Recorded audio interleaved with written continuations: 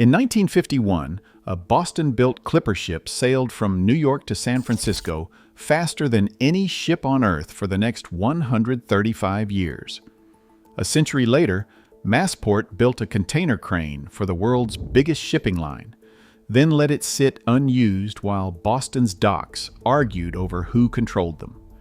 By the end of this video, you'll know exactly why that crane sat idle, and why the decision still haunts Boston's waterfront today. Right now, mid-size ports worldwide are being dropped from shipping routes as carriers consolidate around a few mega hubs. Go back to 1951, East Boston, where shipbuilder Donald Mackay launches the fastest ship the world has ever seen. Mackay's yard sat right on the East Boston waterfront, and by the early 1850s, it was turning out the fastest sailing ships anyone had ever put in open water. The clipper he launched that year, the Flying Cloud, ran the passage from New York to San Francisco in 89 days and 8 hours. That record stood for more than a century. For a shipbuilder working out of a mid-sized American city to go head-to-head with the largest ports on Earth and win meant Boston was not a regional harbor anymore. It was a serious rival to New York. Here's the explanation most people reach for when they try to figure out what happened to Boston's port. They say it was geography. New York had the deeper harbor, the easier route to the interior, and Boston simply couldn't compete once shipping modernized. That explanation isn't wrong. It's just too small. Geography made things harder for Boston. It didn't make the outcome inevitable. What actually happened involved a specific piece of equipment, a specific decade, and a specific group of people who couldn't agree on how to use either one. Before that part of the story makes sense, you need to understand what Boston's port actually was in its best years, because it was not one lucky moment. It was two. The first began in 1840, when the Cunard Line chose Boston, not New York, as the American end of the first scheduled steamship service across the Atlantic. Before Cunard, crossing the ocean was a gamble that depended on wind and weather. Cunard turned it into a timetable. Ships left on a set day and arrived on a set day, and Boston was where they landed. Merchants built businesses around that schedule. So did immigrants. Cunard's cheaper Boston fares pulled large numbers of people across the Atlantic during the Irish famine years, and for a stretch, more of them landed in Boston than almost anywhere else in the country. Then Mackay built his clippers, and Boston suddenly had two advantages running at once: the fastest sailing ships in the world, and the newest, most reliable steamship line connecting it to Europe. That combination is what made Boston's golden era real, not imagined. By the turn of the century, outside accounts described Boston as the second most important port in the United States, and its wool market was described at the time as the second largest in the world. In 1914, the city opened Commonwealth Pier, a passenger and cargo terminal billed as the largest and best-equipped facility on the entire East Coast.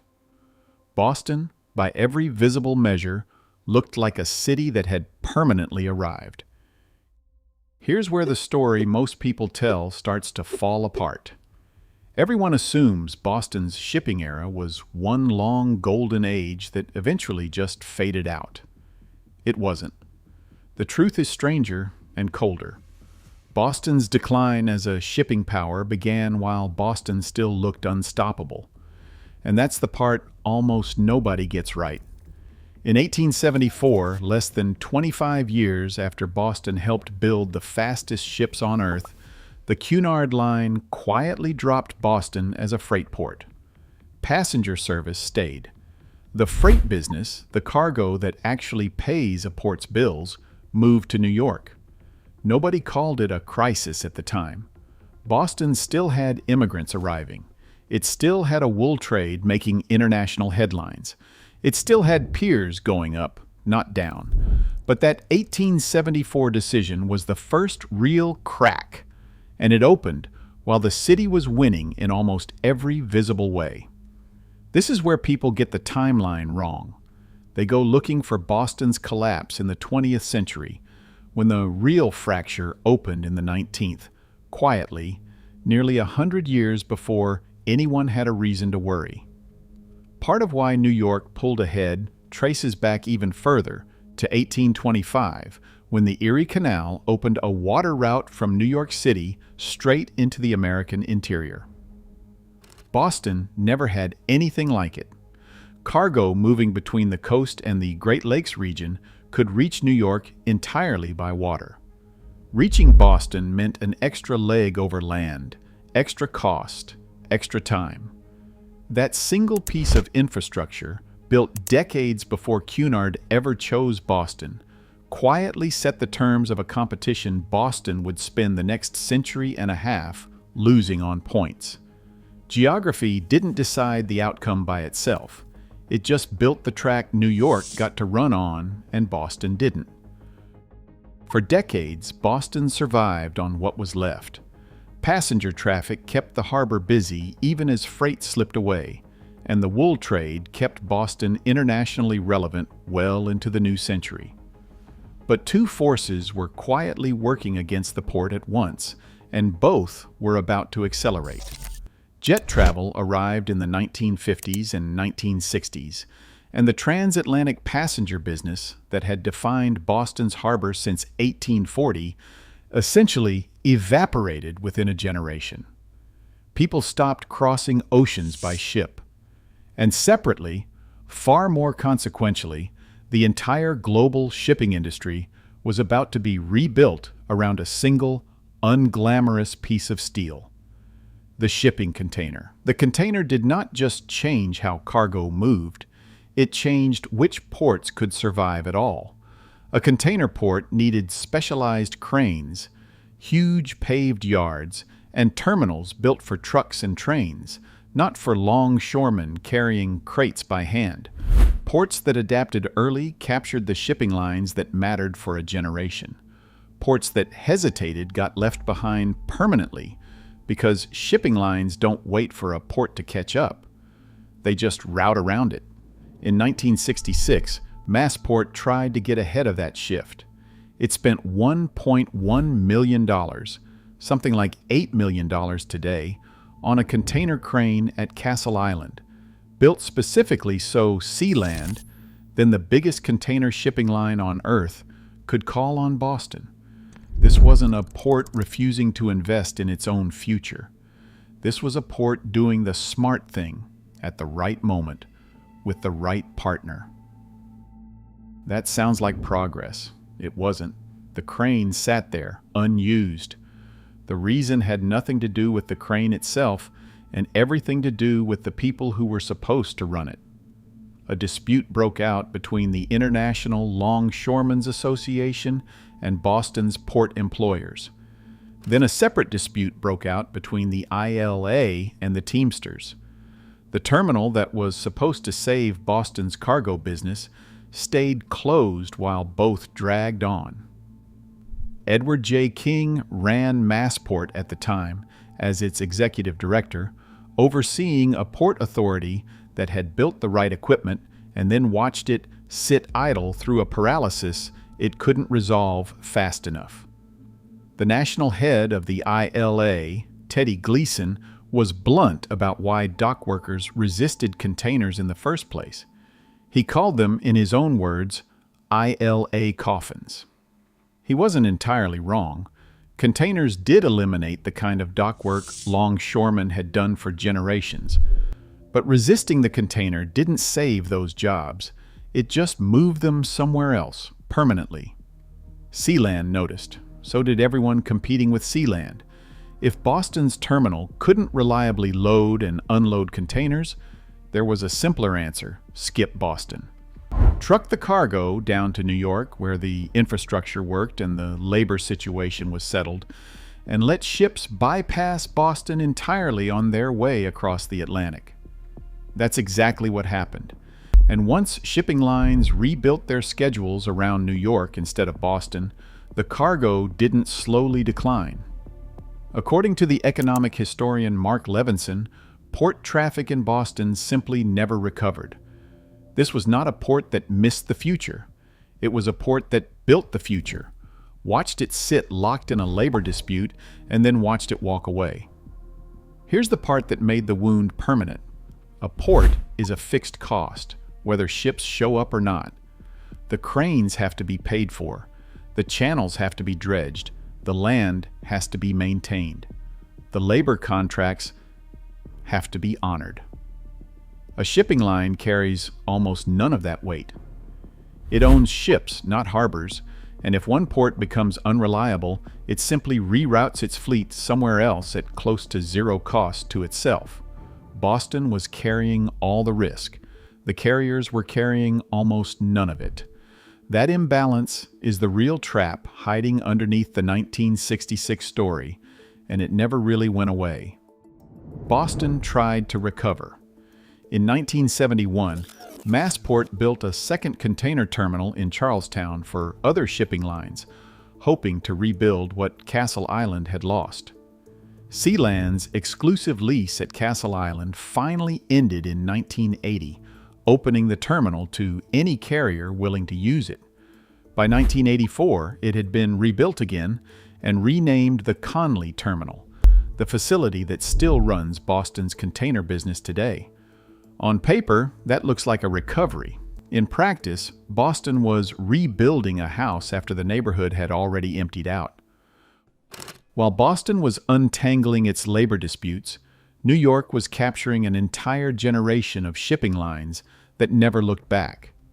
Every one of Boston's competitors kept getting bigger, and more importantly, kept getting deeper. Norfolk, Savannah, and Charleston built deep-water, rail-connected terminals designed for the massive ships the industry was moving toward. Boston's channels stayed roughly 40 feet for decades, at a time when the newest ships needed 50 feet or more just to dock. That's not a small technical detail. It meant that even after Boston's labor problem finally settled, the port still couldn't physically host the vessels that mattered most. The math today isn't subtle. The Port of New York and New Jersey handles more than 8.6 million shipping containers a year. Boston handles around 245,000. New York moves in a single year what it would take Boston more than 30 years to match at current volumes. That's not decline. That's a category change. Boston stopped competing as a major American port and became something else entirely. A small, regional feeder operation surviving next to a giant. It wasn't only the giants applying pressure. The Canadian ports of Halifax and Montreal, both within striking distance of New England, pulled cargo that might otherwise have moved through Boston. Boston wasn't just losing to New York anymore. It was being squeezed from multiple directions by ports that had made the investments Boston delayed for decades. And the shipping industry itself kept consolidating around fewer, larger alliances of carriers, which meant fewer decision-makers controlling which ports stayed on the map and which ones quietly dropped off it. Then, in 2018, Boston lost its largest single customer. MSC, the shipping line that carried more cargo through Boston than any other, cut the port from its service between the Mediterranean and the United States. In the year before it left, MSC had carried around 62,000 containers through Boston, close to 12% of the port's entire annual volume. One company's routing decision erased more than a tenth of Boston's business in a single move. That's the trap a small port lives inside permanently. A shipping line doesn't need a reason rooted in Boston's failures to leave. It only needs a slightly better option somewhere else. This wasn't just a shipping line changing its schedule. It was proof that the trap from 1966 had never actually closed. Boston eventually did what it should have done half a century earlier.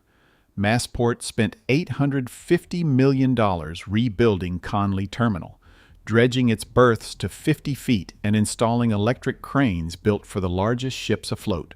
In March of 2025, Conley welcomed the largest ship ever to call on the Port of Boston, a 16,000 container vessel operated by MSC. It was proof the port could finally host modern shipping. It was also proof of exactly how far behind Boston had fallen. The infrastructure Boston needed in 1966 finally arrived roughly 6 decades later, at a cost measured in the hundreds of millions instead of the low millions it would have taken the first time around. This wasn't a comeback. It was the cost of catching up to a race Boston used to lead. None of this happened in the abstract. Every part of Boston's shipping story touched real people. The longshoremen who fought hardest to slow the container down, hoping to protect the work they'd always known, ended up accelerating the very job losses they feared. Resisting the machine didn't save the docks. It helped push the cargo, and the jobs riding along with it, permanently out of the city. That's the part that still bothers me about this story. The people trying hardest to protect their own future were, without meaning to, helping dismantle it. The immigrant communities that built neighborhoods around Boston's docks, Irish, Italian, Portuguese, remain part of the city's identity today, even though the port function that first brought them here is largely gone. And the people still showing up to work at Conley Terminal are running what recent reporting from the Boston Globe described as a slice of old blue-collar Boston, crane operators like Richard Callahan working in the shadow of luxury towers built on what used to be a working waterfront.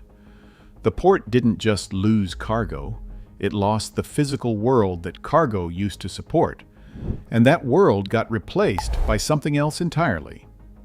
Walk the waterfront today and you can see exactly what disappeared. Commonwealth Pier, once billed as the largest and best-equipped terminal on the East Coast, isn't a working cargo pier anymore. It's retail and restaurant space. The Charlestown Terminal Massport, built in 1971 to save the port, has been folded into Conley and effectively erased as its own facility. And the original Castle Island crane, the one Massport paid for in 1966, the one meant to be Boston's ticket into modern shipping, sat unused for so long that by the time the labor disputes finally settled, the moment it was built for had already passed. The Port of Boston still technically exists. It still has ships, cranes, and workers. But the Port of Boston used to mean a place that mattered on the world stage. The brand survived. The system underneath it did not. Here's the bigger pattern hiding inside this story. A regional advantage, a strong union, a cautious port authority, all of that worked, right up until the moment the industry demanded fast, decisive change. Then the very stability that had protected Boston for a century became the thing that froze it in place. The problem was never a lack of ambition. It was hiding inside the model itself, in the gap between a fixed-cost port and an asset-light shipping industry that owed it nothing. That mechanism hasn't disappeared. It's just moved on to new ports. Right now, shipping alliances control the overwhelming majority of global container capacity, concentrated among a shrinking handful of carriers who decide, collectively, which ports are worth calling on and which aren't. Analysts have warned that mid-size ports risk being skipped completely if they can't keep pace with ever larger ships and increasingly concentrated alliances. Boston's story from 1966 isn't a historical curiosity, it's a preview. Any port, anywhere that hesitates at the wrong moment for reasons that feel completely reasonable at the time can end up permanently rerouted around. So here's the answer. The crane sat idle because of overlapping labor disputes between the ILA, the Teamsters, and Boston's port employers in the years right after it was built. Disputes that Massport, under Edward King's leadership, couldn't resolve before Sealand and its rivals simply routed around Boston for good. That single window, roughly a year of paralysis in the middle of the 1960s, is the reason Boston never regained the shipping status it held in the age of clipper ships and transatlantic steamers. Everything that came after, the shallow channels, the rise of Norfolk and Savannah and Charleston, MSC's exit in 2018, even the $850 million rebuild, happened downstream of that one unresolved standoff. Geography made Boston's comeback harder. That one idle crane made it almost impossible. Boston didn't lose its port to the ocean or to New York. It lost it to a machine it built and then let sit still, and the water never forgot. If you want more stories about the companies and places that built the modern world and then quietly disappeared, subscribe. There's a lot more where this one came from. So tell me, if you ever shipped cargo through Conley Terminal, worked those docks, or watched Boston's old working waterfront disappear under glass towers, do you think it was really that one frozen crane in 1966 that sealed the port's fate? Or did geography always have the final word?